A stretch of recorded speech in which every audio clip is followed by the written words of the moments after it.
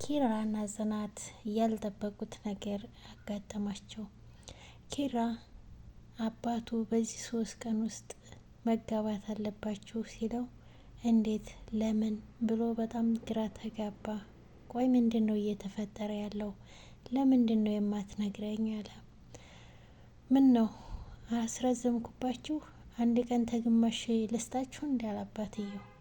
ኪራ ግራ ገባው፣ ተጨናነቀ። ለጽናት ምን እንደሚላት ግራ ገባው።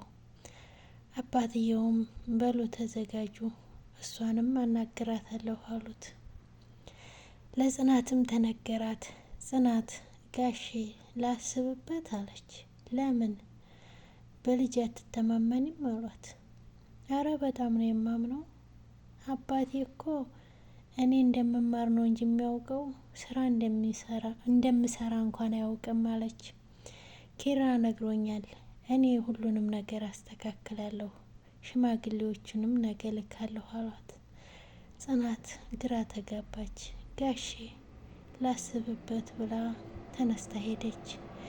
የኪራም አባት ፈጣሪ ሆይ ይች ልጅ እሺ እንድትለኝ አድርግልኝ ብለው ጸሎት ማድረግ ጀመሩ። ጽናትም ወደ አባቷ ደውላ ፈቃዱ ተሰጣት። በጣም ተደሰተች። ለኪራ ነገረችው። ለምሩና ለጓደኛዋም ተናገረች። እነሱም በጣም ደስ ያላቸው። አሰላሙ አለይኩም ወራህመቱላሂ ወበረካቱ። ውድ ቻናሌ ተከታታዮች እንዴት ናችሁ? አለሁ አልሐምዱሊላህ። ለቤት አዲስ የሆናችሁ ላይክ፣ ሼር፣ ሰብስክራይብ እያደረጋችሁ አበረታቱኝ። ዛሬ ጽናት ክፍል 67ን ይዤላችሁ መጥቻለሁ ማለት ነው። የኪራ አባት ኪራ ጽናትን በቶሎ እንድታገባ ትፈልጋለሁ አለውት።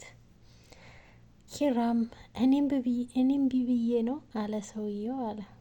አባትየውም ምን ማለት ነው አሉት።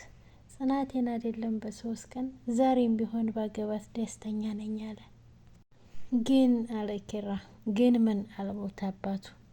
ጽናቴ አባቷ እንዲከፉባት አትፈልግም። ያው ትምህርት እየተማረች እንዳለች ነው የሚያውቁት፣ ስራ እንደምትሰራ ያውቁም አለ። አባትየውም ቀጠል አድርገው እና መንገድ ነው አሉ። ኪራም አይ አባ ጽናቴ አባቷ በፍጹም እንዲከፉባት አትፈልግም አሉ። እና ያንተ እናት ስታለቅስ ትሙት አሉ አባትየው። ኪራም ደንግጦ ማለት አልገባኝም ሲሉ አባትየውም ያንተን ሰርግ በጉጉት እንደምጠብቅ ታውቃለህ አሉት። ኪራም አባ የማላውቀው ነገር አለ እንዴ? በተደጋጋሚ የሆነ ከኋላ የማላውቀው ነገር እንዳለ እየተሰማኝ ነው ብሎ ጠየቀ። ማን ነው የሚደብቅህ አሉት። አላውቅም ብቻ በዙሪያ የሆነ ነገር እየተከናወነ እንዳለ ነው የሚሰማኝ ሲል አሁን አታረሳሳኝ ብለው ወሬውን አስቀየሱት። ከጽናት ጋር ተመካከሩና በዚህ 3 ቀን መሞሸር አለባችሁ አሉት። ኪራም ደነገጠ። በዚህ 3 ቀን አለ። ምን ነው ረዘመባችሁ? አንድ ቀን ተግማሽ ላደርግላችሁ አሉት። ኪራም አባ ስለ ሰርግ እኮ ነው እያወራን ያለ ነው አለ። አንተ ለመሞሸር ተዘጋጅ እንጂ ሌላውን ለኔ ተወው አሉት አባቱም። ኪራም እንዴት ነው በዚህ 3 ቀን አባቷ ጋር ሽማግሌ ሳይላክ አለ። እናንተ ብቻ ተመካከሩ፣ እኔ ነገውኑ ልካለሁ ሽማግሌ ያሉ አባትየው። እንዴ ገጠር አለ። አዎ ምን ነው አለ አባትየው። ለእናትህ ስትል ይሄን ብታደርግ ምንድን ነው ችግሩ? ያንተ እናት ላንተ ምን እንዳደረገች ብታቅ አይደለም 3 ቀን 3 ሰከንድ ራሱ አትቆይም ነበር አሉት። ኪራም ነገሩ ግራ ገባው።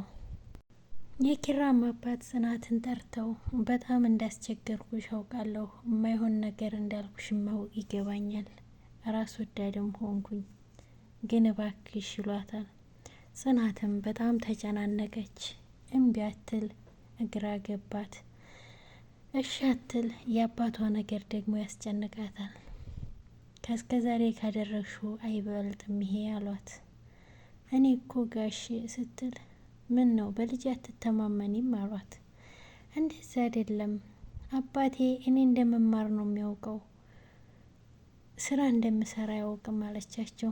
ይህንን ኪሩቤል ነግሮኛል፣ ሁሉንም ምን ያስተካክለዋለሁ፣ ብቻ እንጂ እሺ በይኝ ብለው መማፀን ጀመሩ። ጽናትም ጋሼ ላስብበት፣ በጭራሽ አይሆንም አለች። እባክሽ ለእናቱ ስትይ ብለው መማፀን ጀመሩ። ጽናትም እሺ ላስብበት ብላ ተነስታ ሄደች። እስከ ማታ ውሳኔሽን አሳውቂኝ አሏት። ጽናት በሄደችበት ፈጣሪ ሆይ እባክህ ይችን ልጅ ልቧን አራራልኝ አሉ። ጽናት ኪችን ገብታ ተክዛ ባለችበት ሰኒ መጣች። መቼም ሳሎን ሳልገባ ወደ ቀጥታ ወደ ኪችን ነው የመጣሁት አለች። ለምን አለች ጽናትም። እንዴት እዚህ መሆኔን አወቅሽ አለች። እንዴትማ ቅድም ስታወሪኝ እንደደበረሽ ያስታውቃል፣ የአንቺ መቆዘሚያ ደግሞ ክችን ነው ብላለቻት። አንቺም ባረገኝ ስትል እኔንማ መሆን አትችይም ቁመት ያጥርሻል አለቻት ሰኒ። በዚሁ ፈገግ ብላ ተቃቀፉ። የኪራ አባት በቶሎ እንዲጋቡ እንደፈለጉ ነገረቻት። ይህማ ደስ ይላል፣ በቃ ልታጠቃለች ሰኒ። ምን ልኮኝ በርበሬ ልቀንጥስ አለቻት። የእብዶች አለቃ ለምሩ ነገሯት። ምሩ ማሟት ነበረና ይህን ነገር ስትሰማ መቀመጥ አልቻለችም። ተቻኩላ ወደ እነሱ መጣች። መታ ቤቱን ምኑን አዘገጃጀች። ኪራና ጽናት ልብስ ሊመርጡ ሄደዋል። ሌላውን እኛ እንሰራለን፣ እናንተ ምንም ነገር አትሰሩም፣ ሙሽሮች ናችሁ ተባሉ። እሺ ክብሮም የሰራውን ምግብ እንኳን ቁርስ በልተን እንሄድ ሲሉ አይ እናንተ ውጪ ብሉ፣ ልብሳችሁን ልኩና በዛው ውጭ በልታችሁ ነው ብለው ላኳቸው። የኪራ አባት ኪራና ጽናት በሄዱበት ቤቱን ማስተካከል ጀምረዋል። ምሩ ከናሆም ጋር ሆነው ቤቱን አስተካክለው ሲጨርሱ በሉ በቃችሁ እናንተ ሂዱ ምረጡላቸው፣ ደህና ነገር ይምረጡ ብለው ላኳቸው። ናሆም እና ምሩም ወደዚያው አመሩ። እዛ ሲሄዱ ኪራና ጽናት ልብሳቸውን መርጠው እየጨፈሩ ነበር። ሚዜዎችም እዚያው ልብስ ቤት መጨፈር ጀመሩ። የሚዜዎችም ልብስ ተመረጠ። ምሩና ሰኒ አንድ አይነት ልብስ መረጡ።